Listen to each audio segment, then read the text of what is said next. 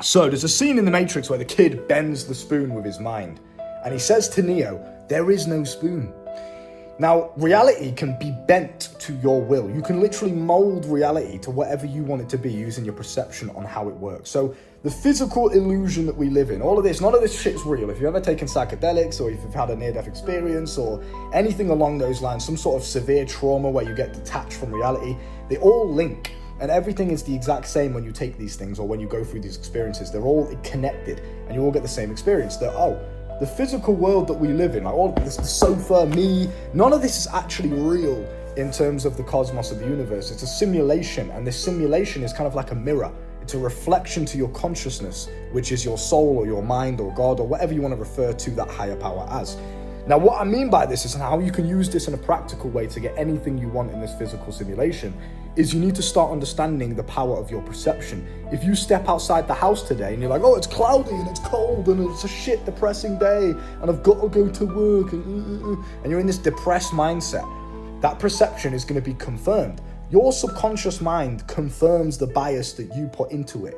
So if I say I'm big and strong and life is amazing and I've got everything I've ever wanted and I'm rich and I'm abundant and I'm healthy, even if you're not, when I was broke on my council estate in my prison cell-sized bedroom, I used to wake up every day with minus money in the bank account. I was in debt to the bank because I was spending money that I didn't have. And imagine that I had 5k in the bank. And I'd wake up every day with holes in the wall and I'd just be saying to myself, I'm rich, I'm wealthy, I'm abundant, I've got everything I've ever wanted. And the reason why you're going to say this is because every potential reality that could exist does exist right now.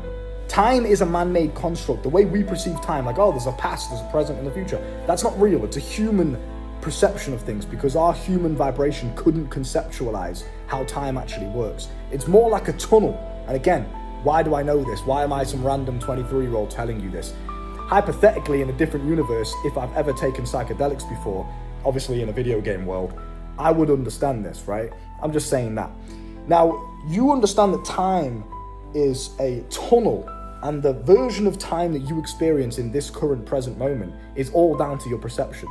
So if I perceive life as good, and I'm rich, and I'm abundant, and I'm healthy, and I'm wealthy, and I've got everything I've ever wanted, on a long enough time frame, reality has to bend to that reflection. If you consistently keep telling yourself that, and you consistently keep feeding into that vibration, it has no choice but to obey you because you are God and God is you, and you are just experiencing what it's like to be in human form so that God can actually be identified as itself. You have to have a polar opposite for something to exist. You can't know what the sunshine is if you've never had rain.